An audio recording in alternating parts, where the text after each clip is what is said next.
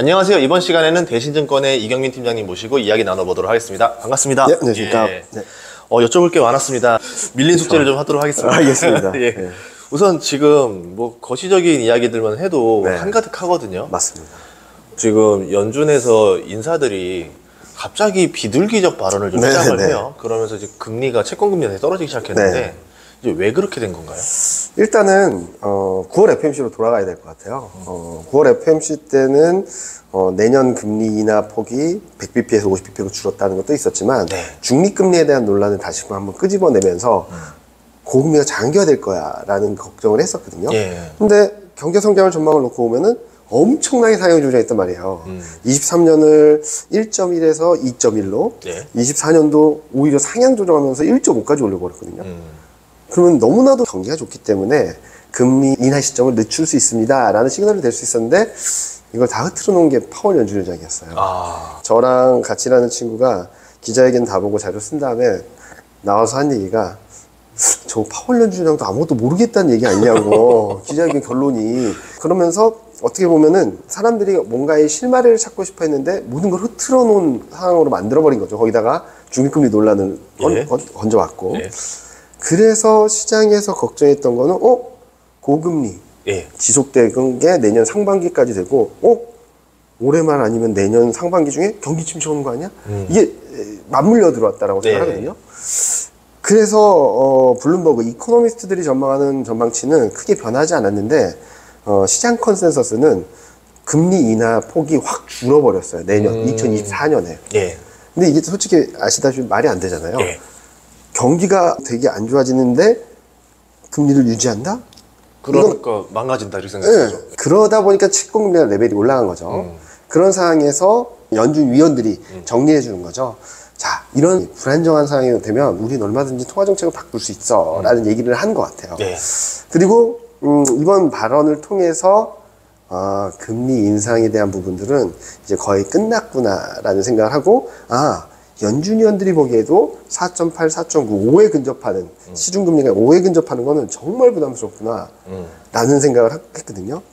그래서 저는 지금 금융시장이 워낙 불안하고 채권금리 레벨이 어떤 경기 변수나 물가 변수가 아니라 텀 프리미엄이라고 하는 그런 심리 지표라든지 네. 수급 지표, 지금 수급이 10년물 국채의 순매도가 사상 최대거든요.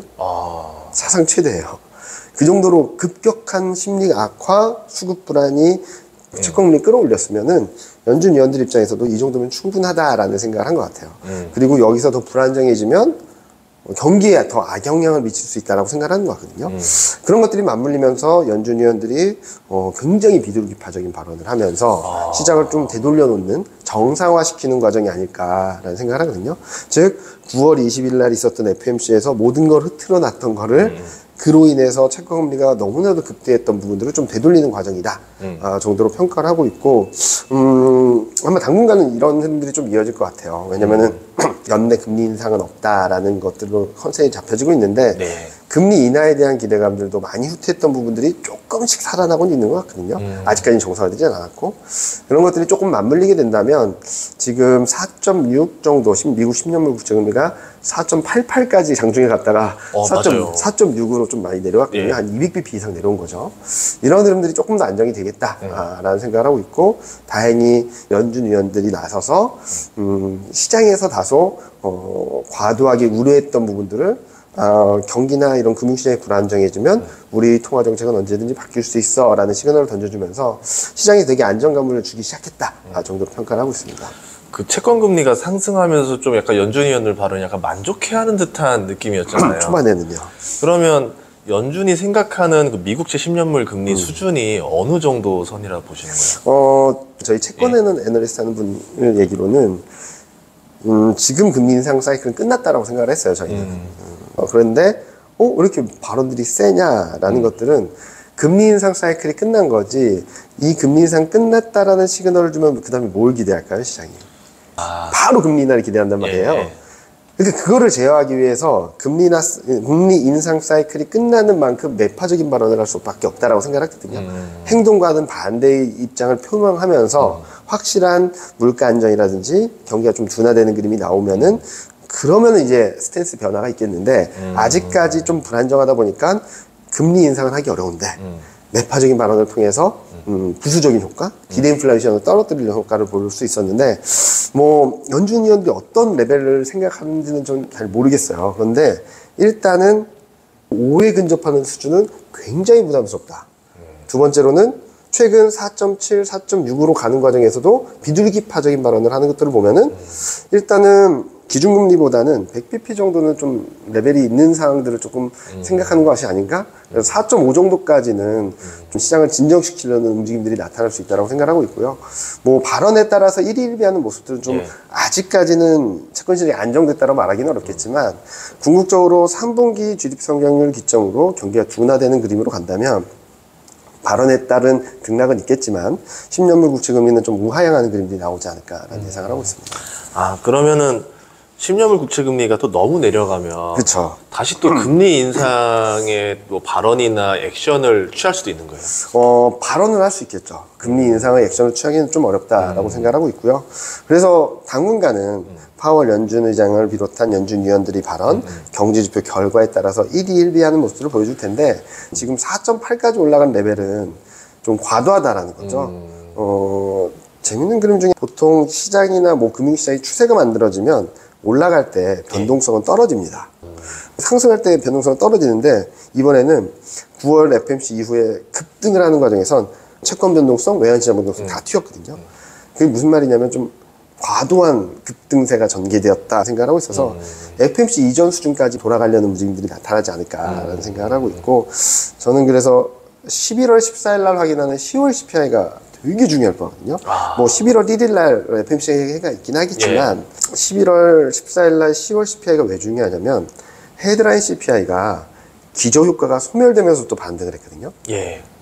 2022년 6월 고점, 2023년 6월 저점, 그 다음에 반등을 한 거죠. 코어 물가는 2022년 9월이 고점이에요. 그럼 9월 물가까지 떨어지겠죠. 기저효과가 있으니까. 근데 이게 기저효과가 소멸되는 순간 얘가 반등할지 기저효과가 소멸됐는데도 계속 내려갈지 요게 저는 키라고 생각을 하거든요. 만약에 11월 14일 날 10월 CPI 특히 코어 CPI가 계속 내려가는 그림이다 라고 하면 시장 분위기가 되게 좋아지는 그림으로 생각을 하고 있고 만약에 거기서 반등을 한다 그러면 다시금 레벨 다운된 박스권에 갇히는 그림 시장이 좀 불안감들이 조금 다시 커지는 흐름으로 생각을 하고 있어서 그때를 주목하면 좋지 않을까 하는 생각을 하고 있습니다. 또 연준 위원들 비둘기 발언하던 타이밍이 이스라엘 전쟁 발발하고 나서부터라서 맞아요. 이게 또 연관이 있는 건가 또 싶기도 했거든요. 어떻게 보세요? 일단은 저희 전망으로는 유가는 많이 못 오른다라는 게 결론이었거든요. 일단은 우크라이나 러시아 전쟁과는 달리 직접적으로 원유라든지 곡물이라든지 이런 생산하는 국가가 아니고 2차적인 개입 여부가 중요한 거라서 둘 간의 전쟁으로 인해서 원자재 가격들이 폭등을 하거나 추세적으로 쭉쭉 치고 올라가는 그림은 아닐 거라고 봤었는데 연준 위원들 입장에서는 만에 하나 그런 변수로 인해서 다시 물가가 움직인다거나 채권금리가 여기서 5%를 넘어간다면 그런 부분들에도 좀 고려했던 것이 아닌가 하는 생각을 하는데 뭐 100%는 아니겠죠. 그렇다 하더라도 이런 불확실성 변수들이 여기저기서 나오는 상황에서 여기서 더 매파적인 발언을 해서 채권금리를 5% 이상으로 가져간다? 그러면 연준 위원들이 생각했던 그림과는 좀 달라지는 또 다른 부작용을 낳을 수 있는 그런 흐름이 됐지 않았을까 생각하는데 저는 이스라엘 하마스 전쟁이 굉장히 안타까운 일이고 최근 영상을 보면 되게 무섭더라고요. 그런데 금융시장 측면에서 본다면 큰 영향은 없을 거다. 중요한 변수는 이란이 개입했다는 증거가 나온다든지 사우디가 지금 약간 중립적인 스탠스를 취하고 있는데 한쪽 편을 들어버린다든지 이스라엘과의 좋았던 관계를 깨버리는 그림이 나온다든지 그런 과정에서 미국이 개입한다는 얘기가 나온다든지 그러면은 좀 확전되는 양상들 때문에 좀 불안정할 수 있다 하더라도 지금 당장은 큰 영향은 없을 거다라고 생각하고 있습니다. 알겠습니다. 그런 변수가 없다라고 하면은 채권 금리는 계속 우하향을 할 수 있다. 등락은 있겠지만 계단식 하락이라든지 우하향하는 그림 정도는 열어놓을 수 있겠다라고 생각하고 있고요.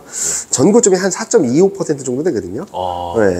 그래서 4.5를 밑으로 내려간다면 그 정도 레벨까지는 좀 열려있지 않나라는 생각을 하고 있습니다. 11월 14일 날 확인하는 10월 CPI를 확인하고 12월 FMC에서 어떤 스탠스를 취해주는지에 따라서 조금 더 클리어해지지 않을까. 내년 전망이나 내년 그림들이. 아직까지는 약간의 안개 속 같은 느낌이 좀 들고 있습니다. 아, 정말 이제 안개 속이잖아요. 네. 저도 정말 궁금해가지고. 맞아요. 저희도 내년 전망을 하는 회의들을 예. 계속 하고 있거든요.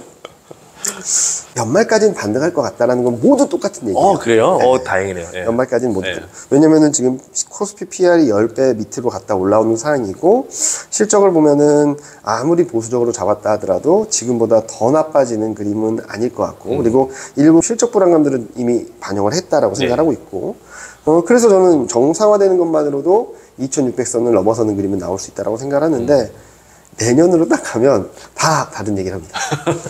경기 침체간다, 아니다, 성장 계속한다, 수요 들어온다, 모른다, 없다, 뭐. 그래서 새해 되면 더 헷갈려요.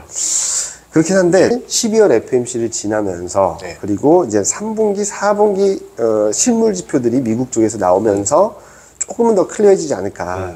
그러니까 4분기까지 미국 경기가 둔화되는 게 좀 슬로해진다라고 네. 하면은 어쩌면 거의 내년에는 경기 침체가 없다라는 게 거의 기정사실화 될 것이고, 물가가 어느 정도로 내려가는지 그림에 따라서, 특히 코어 물가가 떨어지는 속도에 따라서 조금은 더 명확해지지 않을까, 그런 것들이 조금씩 풀려나가지 않을까라는 생각을 하고 있습니다.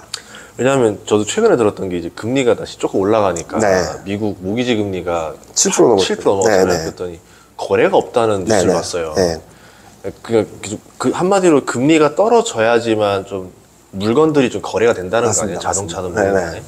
근데 한국 같은 경우는 지금 미국은 잔뜩 올려놓고 네. 한국과 갭이 많이 벌어져서 네. 한국도 금리를 올리지 않겠냐라는 전망 뉴스도 봤던 것 같은데 네. 어떨 것 같으세요? 그렇죠. 한국과 미국 간의 금리 차가 벌어지고 확대되고 있다는 점들은 좀 수급적으로는 좀 불안 요인이 될 수도 있고, 예. 그렇긴 한데 이걸 봐야 되겠죠. 따라서 금리 인상을 하는 게 더 위험한가, 견디는 게 더 위험한가. 저는 금리 인상을 하는 게 더 시장에는 좀 부정적인 영향을 줄 수 있다고 생각하거든요. 네. 부채 문제가 워낙 크기도 하고, 지금 시점에서는 한국과 미국 간의 경기 체력 자체가 다르기 때문에 한국은 금리 인상을 하기 되게 어렵다라는 말씀을 드리고 있고요. 한국은행도 계속적으로 매파적인 얘기를 할 거예요. 왜냐면 금리 인상을 할 수 없지만 언제든지 할 수 있다는 얘기를 해주면서 금리 인상을 한 듯한 효과를 주고 싶어 하니까. 그렇지만 실질적으로 금리 인상은 없을 것이다. 금리 인상은 이전에 끝났고, 미국이 금리 인하 시그널을 조금이라도 내비치면 한국은 조금 더 먼저 할 수 있지 않을까? 그런 준비를 하지 않을까? 라는 생각을 하고 있습니다. 이게 오늘따라 제가 금리를 많이 여쭤봤냐면 네. 우리나라 투자자들 많이 사는 그 상품 중에 채권형 ETF가 맞아요. 그렇게 많아졌어요. 맞아요. 최근 엄청 들어서 많아졌습니다. 마치 뭐 채권 열풍이 불었거든요. 네, 맞습니다. 그래가지고 이제 채권 투자자들이 더 많이 보지 않을까. 보통 네. 주식 투자하시는 분들도 그렇겠지만 여기가 저점이야 라고 생각했던 것보다 많이 내려가는 경우가 있고 언더슈팅이 나오는 경우가 있죠. 예. 여기서 많이들 뭐 손절을 하신다든지 다시는 안 쳐다봐 라고 하시는 네. 분들 많으신데, 오히려 그때를 잘 버티시면 조금 더 좋은 그림들이 나올 수 있다고 생각을 하니까 좀 내년까지 열어놓고 본다면 좀 긍정적인 그림들이 만들어지지 않을까라는 예상을 하고 있습니다. 그럼 지금 시점에서는 좀 투자를 주식 쪽이 더 나을 것 같으세요? 아니면 채권형 ETF 쪽이 투자가 더 나을까요? 되게 어려운 질문인데요. 저는 일단은 주식이 낫다. 주식이 낫다. 네. 특히 내년까지 열어놓고 본다면 전 주식이 좀 더 낫지 않을까라는 생각을 하는데, 일단은 장기채 같은 경우는 경기 변수와 통화정책 변수로도 같이 반영할 거거든요. 예. 그러면은 내년 상반기쯤에는 좀 내려가는 그림을 보이는데 그 다음에 세게 내려갈까라는 고민들을 하게 되겠죠. 왜냐면은 경기는 반등하는데 금리 인하하는 과정이라서 그런 것들을 종합적으로 봤을 때는 단기적으로는 좀 불안정할 수 있다 하더라도 주식시장이 조금 더 매력적이지 않을까 말씀을 드리고 있고, 그리고 채권도 워낙 싼 건 맞아요. 진짜 싸졌거든요. 싸졌지만 포트폴리오, 그러니까 포트폴리오 차원에서 대응한 건 맞는데 이게 더 좋으니까 얘를 가자라기보다는 저는 투자 성향에 따라서 뭐 70대 30, 뭐 80대 20, 뭐 굉장히 공격적인 분은 100대 0을 하실 수도 있겠지만 예. 이런 분산 투자 차원에서 대응을 하시는 게 맞지. 그 경기가 지금 미국 경기가 네. 지금 좋다랑 네. 한계에 다다랐다. 두 가지 관점이 있는데 맞아요. 어떻게 보고 계세요? 좋은 건 맞죠. 예. 근데 여기서 더 좋아질까에 대한 고민들이 있는 거죠. 일단은 왜 이렇게 좋아졌을까라는 고민을 하다 보면은 일단은 돈이 너무 많다, 기본적으로. 풀려있는 돈이 너무 많았다. 네. 그런 상황에서 올해 작년 말부터 올해 초까지 채권금리가 레벨 다운되다 보니까 예, 거기서 심리가 살아나면서 다시 경기를 끌어올렸다고 생각하거든요. 예. 거기다가 정부 차원에서 계속적으로 투자를 했고 그런 그림들이 맞물리면서 경기가 굉장히 좋았는데 여기서 더 좋아질까라고 물어보시면은 좀 둔화될 수밖에 없겠다. 야. 근데 경기가 엄청 안 좋아질 건가? 그건 아닌 것 같다. 아, 미지근하다 표현할까요? 둔화되긴 하지만 예. 둔화되는 폭이 되게 제한적일 것 같다라는 생각을 하는 거죠. 그러니까 연착륙보다는 좀 일정 부분 둔화됐다가 다시금 살아나는 그림이 되지 않을까라는 생각을 하는데요. 그렇게 보는 여러 가지 이유들 중에 제 생각을 말씀드리면 가장 큰 거는 돈이 많았다는 것, 그리고 적응력이 너무 뛰어나다. 채권금리가 안정되면 다시금 움직일 수 있다. 그리고 산업 사이클이 다 다르다. 코로나19를 지나면서 회복 과정에서도 산업 사이클이 다 달랐잖아요. 예. 코로나19 직후에는 서비스업, 이렇게 빅테크 같은 예. 플랫폼 기업들, 플랫폼들. 예. 그리고 그 다음에는 재화, 왜냐면 여기에서 주문을 하니까 재화 수요, 네. 그 다음에 서비스 수요였잖아요. 그러다 보니까 빅테크 기업들은 작년 말 올해 초에 고용 한파까지 다 겪었습니다. 기억하실 수 있겠지만 하루하루 지날 때마다 몇천 명 해고했다. 맞아요, 어디는 맞아요. 몇만 명 예. 해고했다. 막 매일 뉴스로 업데이트 됐어요. 예. 그게 22년 말 23년 초거든요. 그때 고용 한파까지 겪고 이렇게 올라오는 그림이고, 두 번째로는 제조업 같은 경우도 작년 말 올해 초에 마이너스까지 갔다가 지금 거의 8개월, 9개월째 바닥을 기고 있거든요. 근데 이번에 ISM 제조업 지수 잘 나왔지만 예. 제조업 경기는 좀 바닥을 천천히 통과해서 올라오는 그림들. 그래서 최근 나오는 얘기들이 재고를 쌓으려는 수요들이 들어올 수 있겠다라는 얘기를 하고 있고요. 이게 문제는 서비스업이랑 소매 판매겠죠. 이건 쭉 둔화되다가 최근 좀 반등을 하면서 그러면서 경기가 쫙 튀었거든요. 3분기까지. 전분기 대비 연율하면 블룸버그 컨센 3분기가 3%입니다. 2분기보다 좋아요. 예. 그리고 올해 전체 전망이 2.1이에요. 경기가 그렇게 좋았다라고 하는 작년하고 똑같은 수준입니다. 그 정도로 올라온 거라서 여기서 더 올라갈 수 있을까에 대한 고민은 좀 있는데, 그렇다 하더라도 이게 엄청나게 나빠질까라는 것은 아니죠.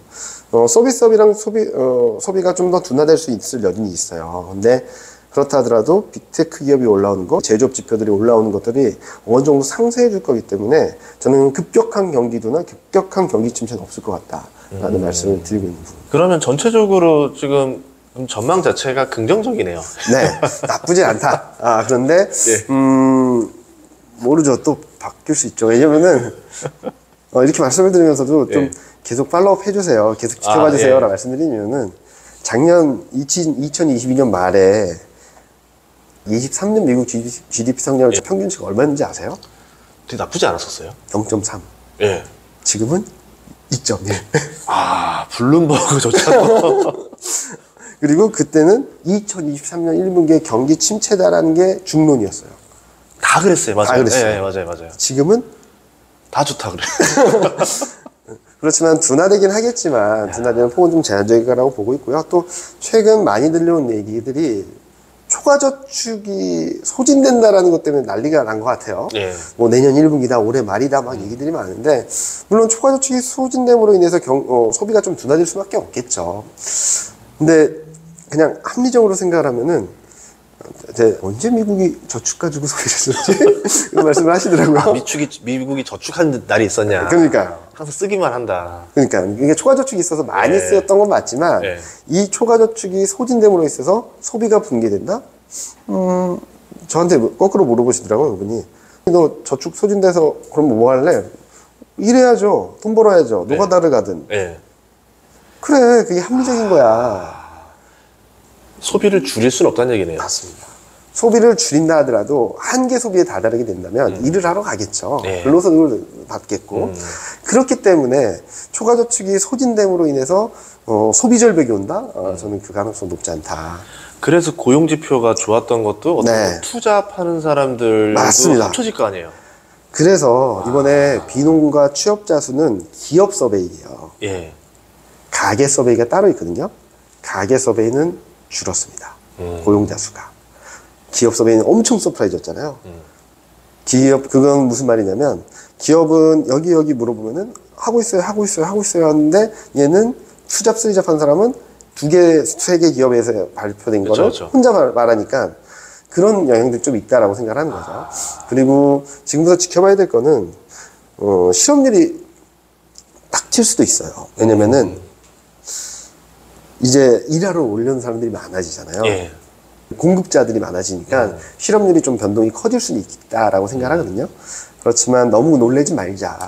이게 정상화되는 과정이다. 지금은 고용이 너무 타이트했고 초과 저축이 있다 보니까 일을 하지 않아도 소비를 할 수 있는 여력이 있어서 고용이 너무 타이트했던 건데 이게 일정 부분 정상화되는 과정에서 불협화음이 나올 수 있다 하더라도 그게 뭐 실업률을 튀게 만들어서 엄청나게 경기가 나쁜 게 아니라 일하려는 사람들이 들어오는 거라고 판단하고 있다라고 생각해 주면 될 것 같습니다. 완전히 연준이 생각했던 의도랑 반대잖아요. 그러면 이거 좀 경기 침체를 만들어서 기업이 일자리를 줄이고 실업자를 늘려서 실업률을 늘리고 소비를 줄이는 효과가 원래 금리 인상의 효과인데 그게 아니라 사람들이 소비는 계속 유지를 해야 되겠고 인플레이션을 물가는 올라가고 하니까 일을 더 늘려버리고 그러면서 오히려 참가자가 더 늘어나가지고 이렇게 해결이 되고 있다. 근데 그거는 또 연준이 그렇게까지 바라진 않을 거예요. 침체를 바라진 않을 거예요. 그쵸. 일정 부분 슬로우하게 가기를 원하면서 침체까지는 가지 않되 물가는 안정되는 것들을 잡고 싶어 할 텐데 되게 어려운 길이죠. 되게 어려운 길이고 좁은 길이라고 생각을 하는데 저는 그 가능성은 아직 열려있다라고 생각하고 있고 연준도 그렇게 갈 줄은 몰랐을 것 같아요. 그런데 침체를 야기한다? 그러면은 그 다음 복구하는 과정이 또 힘든 구간이 될 수 있거든요. 그래서 저는 지금 시점에서는 이런 경기 흐름대로 가는 과정에서 물가가 안정이 되게 된다면 충분히 가능성 있는 시나리오가 아닐까? 그러면 금리 인하는 할 수 있냐? 경기가 괜찮다며 그 물가만 잡히면 금리 인하를 할 수 있다고 생각하는 거죠. 왜냐면은 지금까지 금리 인상 사이클에서 경기를 고려한 적은 없어요. 경기가 좋든 나쁘든 물가 때려잡을 거야.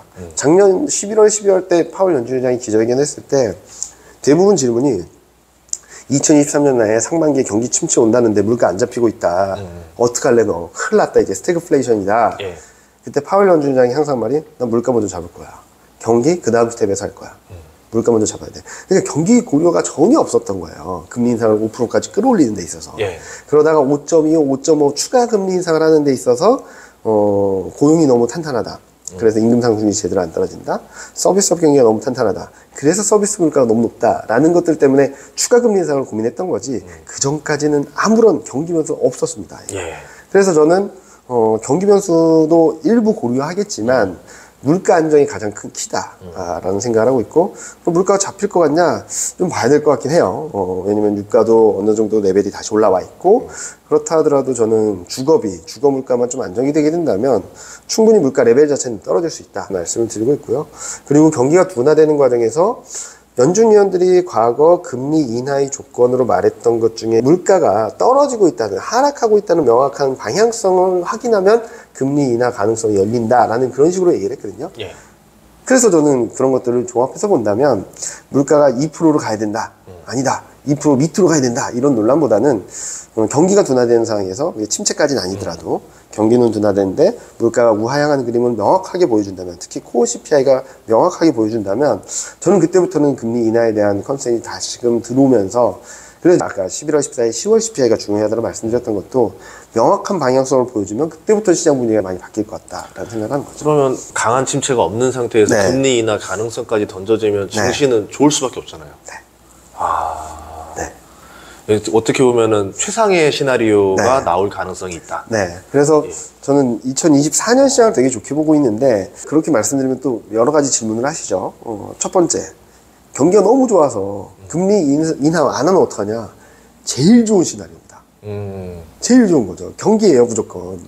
지금은 경기에 대한 불확실성이 있기 때문에 물가도 불안하고 금리 인하를 못 하는 건데 금리 인상을 고려하는 건데 지금은 경기가 너무 좋아서 금리 인하를 안 해도 될 정도다. 그러면 너무 좋은 경기 흐름이죠.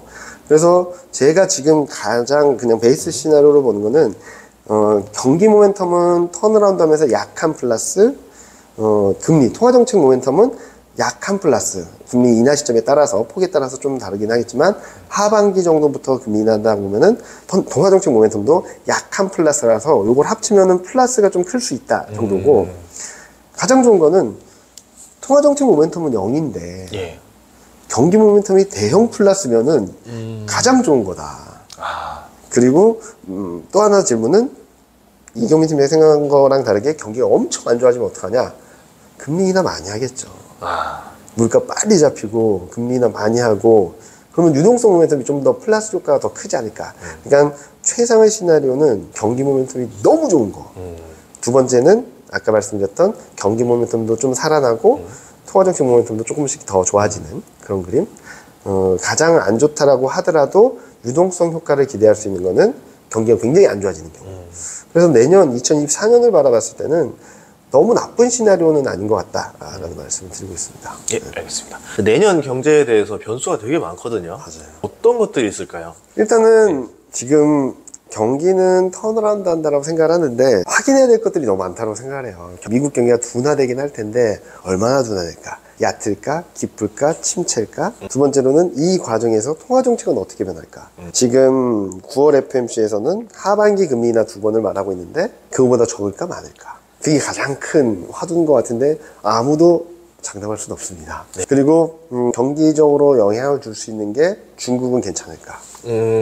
계속적으로 얘기가 나오는 게 부동산 위기 여러 가지 얘기들이 있잖아요. 예. 그런 것들 그리고 지금 지정학적 리스크가 워낙 커지다 보니까 우크라이나 러시아 전쟁이 언제 끝날 수 있을까 아니면 지속될까 그리고 지금 최근 불거진 이스라엘 하마드 전쟁이 짧게 끝날까 길게 갈까 미중 갈등은 어떻게 될까 이런 와중에 미국 대선은 어떻게 될까 그러니까 너무 가변적인 변수들이 되게 많은데 예. 저는 우크라이나 러시아 전쟁과 그러니까 지정학적 리스크나 미중 갈등이 지금처럼 지속된다 하더라도 시장의 영향력은 되게 많이 줄었다고 생각을 하거든요. 그러니까 이 사람이 건강할 때 네. 아픈 거랑 진짜 몸이 안 좋을 때 아픈 건 네. 다른 것처럼. 그리고 예. 감기를 한 번, 두 번 예. 앓다 보면은 어느 정도 면역이 생겨서 예. 그 다음에는 거기에 좀 단단해지는 경향이 있잖아요. 예. 그래서 단적으로 만약에 우크라이나 러시아 전쟁을 겪지 않았다면 이스라엘 하마드 전쟁이 금융시장에 미치는 충격은 좀 더 컸을 수 있을 것 같긴 해요.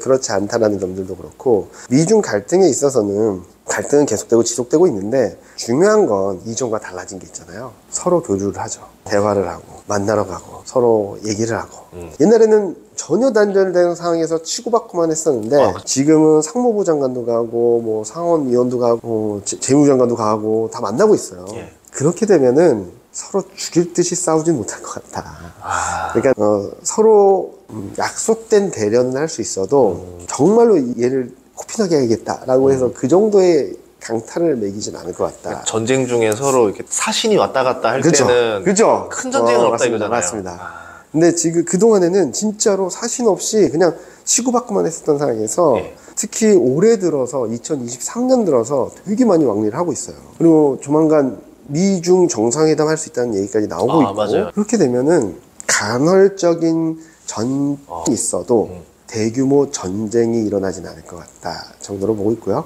아니면 완전히 깜짝 뭐 그럴 수도 발표가 있죠. 나올 수도 있겠네요. 그럴 수도 있는데 거기는 너무 기대하지 말자. 서프라이즈한 모멘텀 맞고 그러면 네. 정말 좋아지는 건 맞는데 막연하게 그게 될 수 있어 라고 기대를 하기보다는 그럴 가능성은 있다라고 하더라도 지금 중립 수준에서 더 나빠지지 않는다는 정도의 증시에 반영하지 말자. 네, 그게 되면 이게 올라가는 레벨이 되겠죠. 그러니까 그런 것들이 하나 둘씩 쌓이면은 코스피가 레벨 자체, 글로벌 증시 레벨 자체가 올라가는 그림 맞는데 미리 그 가능성을 열어놓고 되면은 그러면은 이만큼 올려놨다가 거기 빠지면 계속 떨어지는 효과거든요. 우리나라 사람들은 가능성만 나오자마자 바로 이제 카지노 주식 삽니다. 그래서 그런 것들 그리고 가장 큰 거는 예. 미국 대선이죠.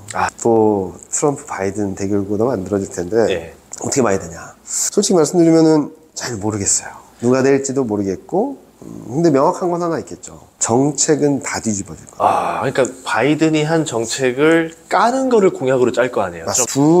공화당도 민주당도 동의하는 부분은 인프라 투자예요. 알고 뭐 하는 것, 노후화된 시설을 그런 거는 동의하는데 가장 큰 공격 포인트는 신재생 관련 IRA 법안이라든지 그런 쪽들을 계속 공격하잖아요. 뭐 저도 들은 거긴 한데 얼마 전에 트럼프가 대중연설할 때 미국 내에서 전기차를 다 없애버리겠습니다 라고 했다라고 하더라고요. 그게 가장 공격 포인트거든요. 그래서 내년에는 2차 전지라든지 그런 쪽이 조금 불안정할 수 있겠다. 트럼프가 과격한 말을 계속 할 수 있기 때문에 그런 흐름들이 나오게 되면 출렁 있는 그림들이 좀 나올 수밖에 없지 않을까?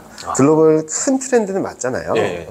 미국만 하는 게 아니라 유럽, 중국, 한국 다 하기 때문에 방향성 자체는 맞는데 2023년에 이 방향성에 대한 기대치를 올려놨단 말이에요, 미국이. 그걸 다시 내리게 된다면 시장에는 조금 불안정한 요인이 되지 않을까라는 생각을 하고 있죠. 트럼프가 예전에 환경기후협약 탈퇴했던 대통령이잖아요. 맞습니다. 그러면은 이번에 대통령이 되면은 정말로 IRA 같은 걸 철폐할 수도 있을 사람이잖아요. 충분히 가능합니다. 와, 그러면 만약에 트럼프 지지율이 올라가거나 공약이 좀 더 구체화될 시 관련주들이 많이 흔들리겠네요. 아마 트럼프는 공약은 따로 정리해서 내놓지는 않을 거예요. 아, 그래요? 예. 저번 때도 그랬습니다. 트럼프 홈페이지는 있는데 공약집은 없었어요. 그러면 나를 트위터. 봐라 이거예요? 아, 트위터면 더 변동성 심할 것 같아요.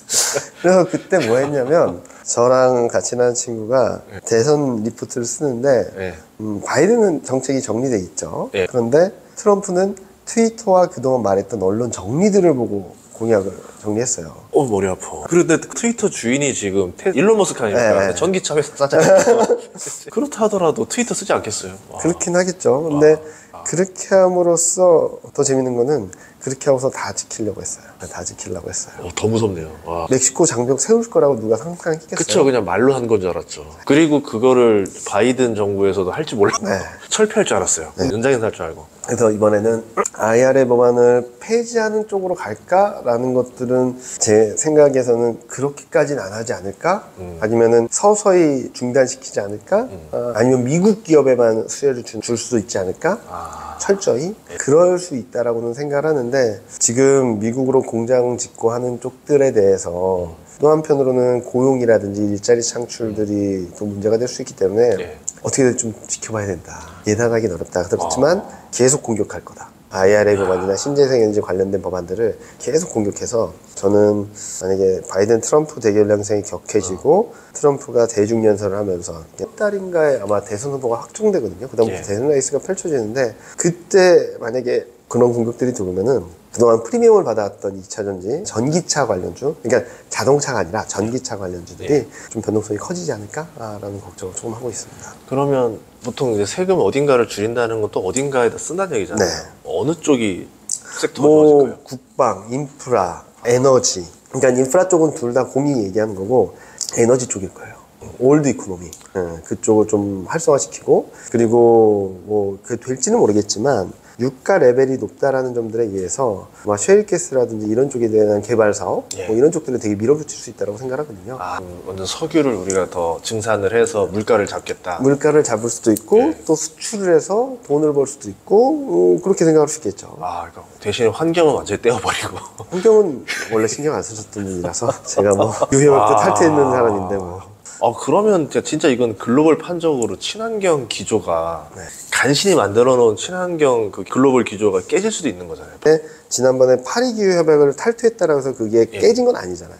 큰 트렌드의 방향성에 있어서 미국이 들어옴으로 인해서 이 방향성에 대한 속도나 기울기가 빨라졌는데 이게 좀 내려갈 수 있다는 거죠. 근데 큰 흐름은 바뀌지 않겠지만 여기에 주가는 원래 그렇잖아요. 이렇게 성장할 걸로 기대했던 기업들이 이렇게 성장한 다음에 이렇게 날아가 버리잖아요. 저 선반영했죠. 네, 이번에 2차전지가 그랬던 거고 만약에 이 기울기가 이렇게 올라간다면 조정을 받고 다시 올라가고 조정을 받고 다시 올라가고 할 텐데 만약에 이 기울기가 이렇게 올라간다고 해서 이렇게 올라갔던 주식이 아니야 이렇게 갈 거야 라고 하면 여기 밑으로 내려갈 수도 있는 거잖아요. 그래서 그런 부분들이 좀 걱정스럽다 그 정도로 말씀을 드리고 있고 한편으로는 그래서 저는 대선을 바라봤을 때 되게 안정적인 선택은 미국 인프라 관련된 산업들도 좋고 그게 저는 공통 분모라고 생각을 하고 있고요.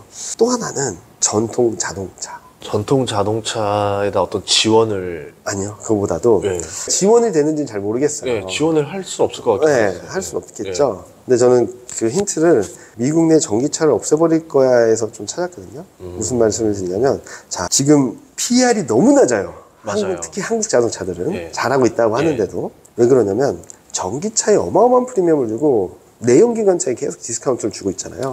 너네 아직까지 내연기관차 많잖아. 판매 비중이 높지 않잖아. 그러면서 전기차 기업들 얼마 전에 뉴스 보셔서 아시겠지만 베트남 전기차 미국에 상장했는데 포드, GM, 시총 다 뛰어넘었어요. 빈페스트 난리 났었죠. 난리 났었죠. 뭐 많이 빠지긴 했지만 초반에 엄청난 획기적이었어요. 상상을 못했어요. 거기까지 갈지를.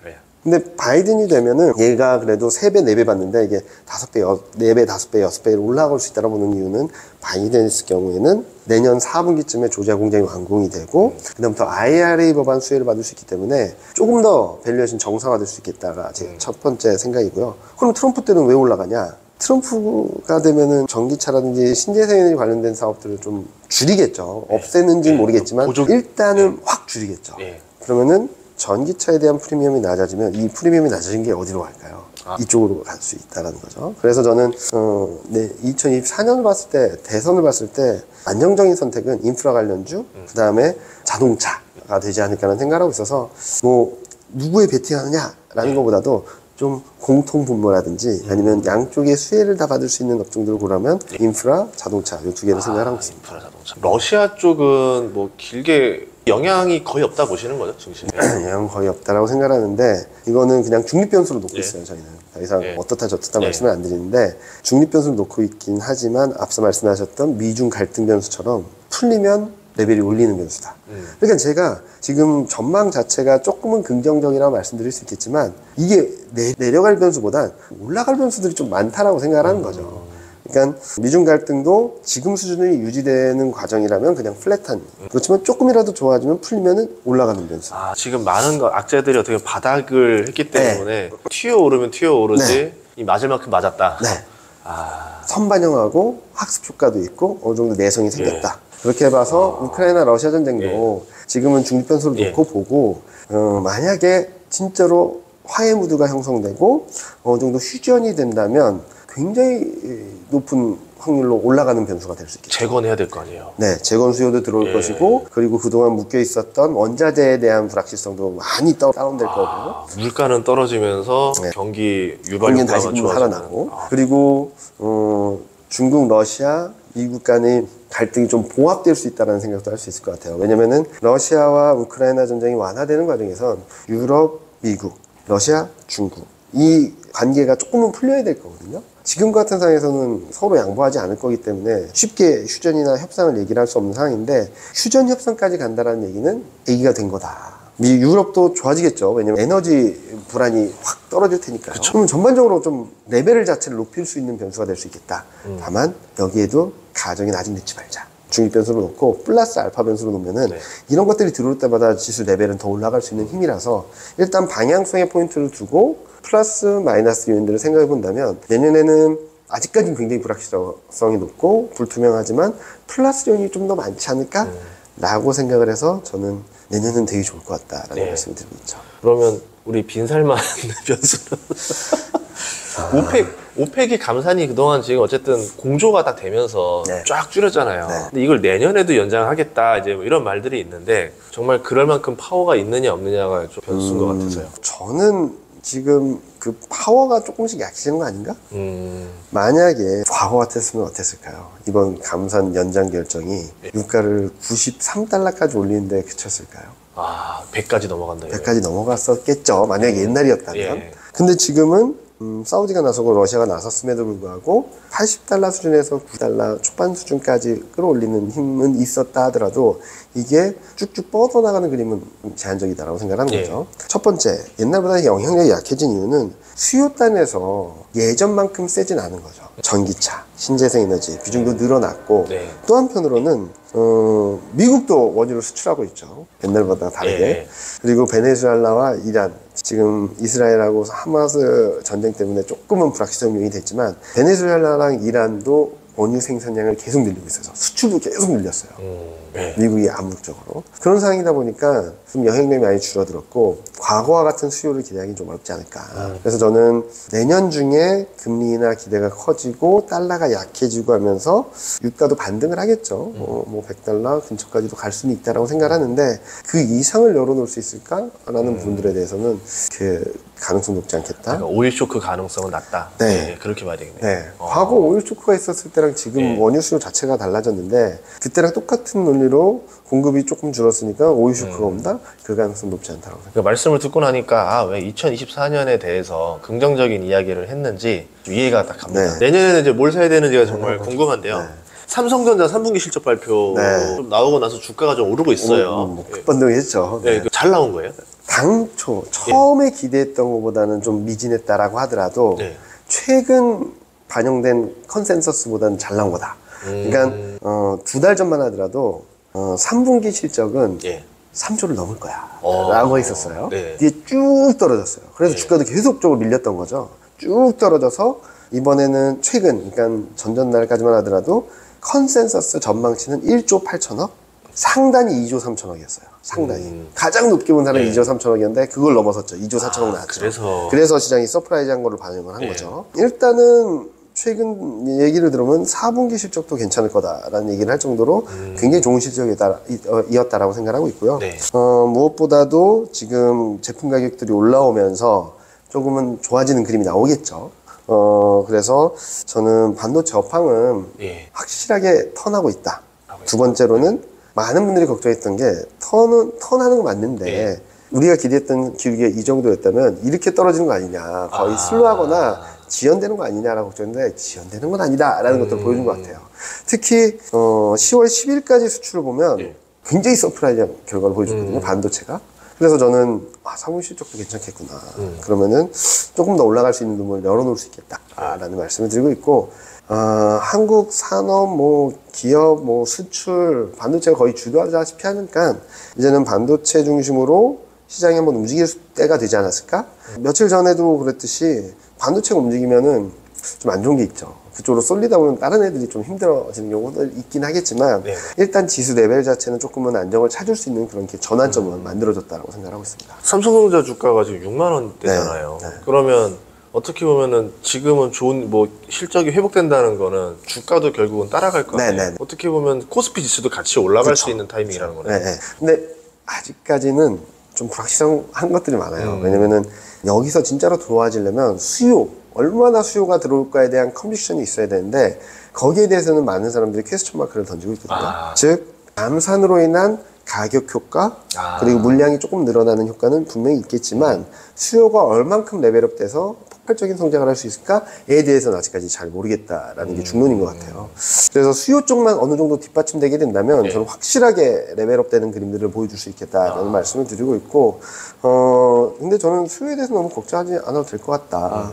일단은 AI 수요들을 계속적으로 들어올 거고 25년이다 26년이다 라고 하겠지만 어찌됐든 간에 24년에는 그런 것들에 대한 조금씩의 가시성이 있을 거고 또 새로운 모멘텀이라고 할 수 있는 HBM 이런 쪽에 대한 새로운 수요도 들어오는 거고 그래서 이전에 봤을 때보다는 훨씬 더 좋은 그림들이 만들어진다. 그리고 일각에서는 2020년 3, 4, 5, 6, 2020년에 많이들 샀잖아요. 예. 가전기기나 IT 기기들을. 그럼 21년, 22년, 23년, 24년, 4년째 되는 시점이면 태블릿이라든지 노트북이라든지 이런 것들에 대한 교체 수요가 들어오는 거 아닌가. 거기다가 내년에는 이제 올림픽이 있으니까 런던 올림픽인가 그렇죠.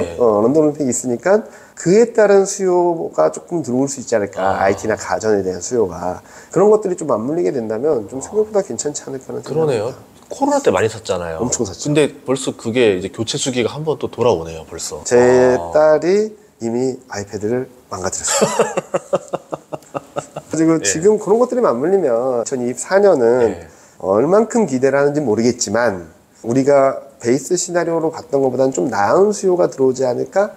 그리고 여기에다가 AI 수요라는 것들에 대한 미지 영역 같은 수요잖아요. 솔직히 말씀드리면. 근데 엔비디아가 들어온다는데 그런 것들이 조금씩이라도 들어오게 된다면 플러스 알파 동력은 되지 않을까? 라고 생각을 해서 저는 반도체는 굉장히 좋게 보고 있다라고 생각을 하고 있습니다. 전 또 내년쯤 되면 이제 비전 프로 나오잖아요.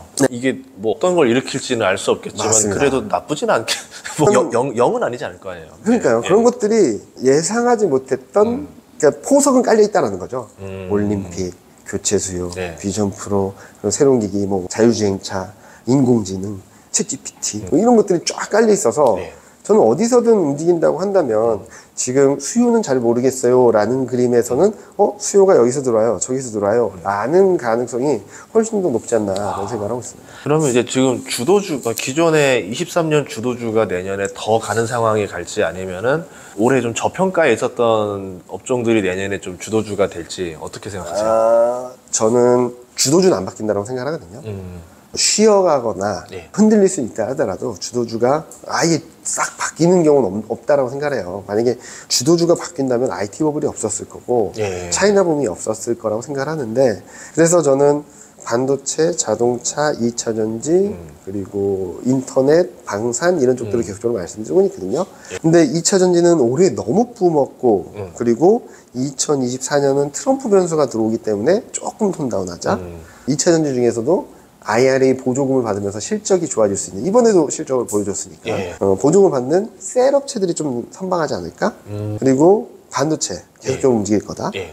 그 다음에 자동차, 앞서 말씀드렸던 거, 2부에서 말씀드렸던 것처럼 바이든이 되든 트럼프가 되든 밸류에이션 좀 정상화될 수 있는 구간으로 들어가겠다. 그리고 아직까지 주도주라고 말하지 못하는 인터넷이 네이버 카카오요? 네, 올라갈 요새 수 있지 않을까. 그런 말 하더라고요. 카카오의 눈물이라고. 네, 일단은 올해가 저는 되게 기로였다라고 생각하고 있어요.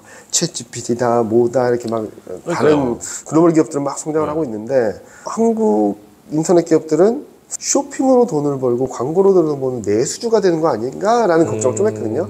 근데 다행히 관련된 사업에 대한 제품이라든지 서비스를 내놓으면서 좀 잘하고 있다. 그래서 저는 현재로서는 1등 기업이 조금 더 낫다라고 생각하고 있고, 2등 기업은 분할 상장 이슈라든지 그리고 아직까지 비용을 좀 정리해야 되는 부분들이 남아있어서 지금 1등 기업을 좀 더 집중적으로 보는 게 맞지 않을까라는 생각을 합니다. 즉, 기존에, 그러니까 길게 보면 2020년 3월 이후 주도주는 안 바뀐다라고 생각을 하는 거죠.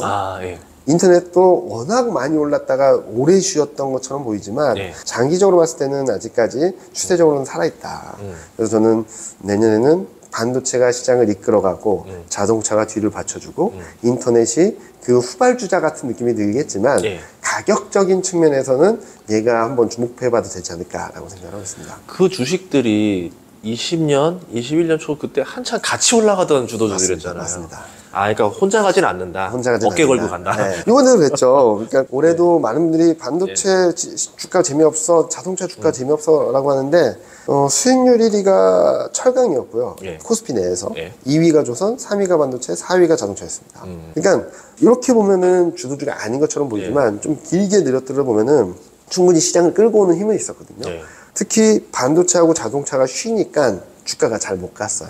오히려 더 떨어졌고. 예. 그런 와중에 코스피는 전저점을 이탈했지만 반도체하고 자동차는 전저점을 지켰고 그런 그림에 있어서 저는 충분히 매력적인 것이 아닌가라는 생각을 하고 있습니다. 그럼 말씀하신 게 다 시총 상위주들이잖아요. 네네. 그럼 이 주식들이 동시에 좋아지게 되면 코스피 지수도 엄청 상승할 수 있겠는데요? 근데 불확실성한 요인은 예. 같이 움직이는데 얼만큼 움직이느냐가 중요한 거죠. 아. 네. 앞서 말씀드렸던 반도체 같은 경우는 수요가 들어온다라는 게 있으면 확실하게 올라갈 거고 자동차 같은 경우도 3배, 4배 말이 안 된다라는 심리가 들어오기 시작하면 굉장히 빠르게 올라갈 수 있겠고 예. 인터넷도 야, 이 정도는 저평가야. 성장성 있는 사업들을 하고 서비스를 내놓고 있잖아. 다시 재평가해야 돼. 라고 하면은 제가 하고 있는 생각이에요. 네, 저도 그렇게 생각을 하는데 아직까지 여기에 대한 컨빅션에서 여기 얼마까지 갈 겁니다 라고 말하기에는 좀 뿌옇다는 거죠. 시야가 아직까지는. 그래서 제가 올해 말 내년 초를 지나면 좀 더 시야가 클리어해질 텐데 그래서 저희가 대신증권에서 연간 전망을 조금 늦게 예. 내려고 하고 있어요. 되게 좋은 아이디어 같습니다. 뿌열 때 내느니 차라리 좀 더 보고 내자. 그래서 예. 기업 애널리스트들은 3분기 실적을 어느 정도 확인하고 4분기 실적을 어느 정도 아웃라인을 잡고 그러면서 내년까지 열어놓을 수 있는 시점에서 그리고 저 같은 경우도 앞서 말씀드렸던 일부에서 말씀드렸던 11월 14일 물가를 확인하고 그 다음에 주가 반응들이나 컨센이나 이런 것들을 보고 네. 그래서 저희는 11월 말에 마감하고 12월 초에 낼 예정이거든요. 그래서 지금 낼 수도 없어요. 다 다른 얘기하고 있거든요. 근데 거꾸로 얘기하면 지금 전망이 그렇게 혼재되어 있기 네. 때문에 이 가격인 거지. 맞습니다. 모두가 좋아 이거야 화이팅 이러는 순간 이미 벌써 가격은 가 있을 거 가 있을 아니에요. 거죠. 네. 조금 예. 앞서 대응을 하는 건 맞고 그리고 지금은 제가 지금 코스피가 2,400까지 가긴 했지만 그래도 팔 때 아니다. 사야 될 때다라 말씀드렸던 이유가 1,600선대 있었을 때의 세미나 분위기랑 예. 2,400이 있었을 때의 세미나 분위기가 360도가 달랐거든요. 어떻게 달라졌어요? 2,600 갔을 예. 때는 금방이라도 2,700, 2,800 갈 것 같은 분위기였는데 2,400 가니까 와 내년도 장 없겠는데 이영희 팀장 너무 불리시한 거 아니야? 내년도 장 없어. 박스야 박스. 실적 너무 기대 높아. 삼성전자 안 될 것 같아. 턴어라운드 시점 지연될 것 같아. 네. 이런 뷰가 되게 팽배했거든요. 근데 저는 그렇진 않을 것 같고 네. 오히려 주가 측면에서는 그런 불안감들이 선반영된 거 아니냐. 그래서 저는 연말까지는 좀 올라갈 수 있다고 보는 거거든요. 그리고 그 다음 스텝에서는 11월 물가, 12월 FMC 이런 것들을 확인하면서 바로 갈지 아니면 좀 쉬었다 갈지 결정될 뿐이지 24년의 방향성은 어느 정도 정해져 있다고 생각하고 있어요. 2,700에서 끝날지, 2,800에서 끝날지, 3,000 이상 넘어갈지는 이것들을 확인하는 과정에서 좀 결정될 거다라고 생각하는 거죠. 그런데 저는 뭐 여러 가지 글을 쓰면서 올해는 내러티브 장세였다라고 생각하고 있어요. 그러니까 숫자로 보여지진 않지만 스토리가 만들어지면 날아가는 주식. 무조건. 연초에는 반도체가 그랬고요. 예. 적자 하는데도 감산, 공급 줄어, 수요 초과국면 올 거야. 가자. 이랬고. 예. AI도 AI, 스토리였죠. 챗GPT. 예. 예. 그리고 2차전지. 예.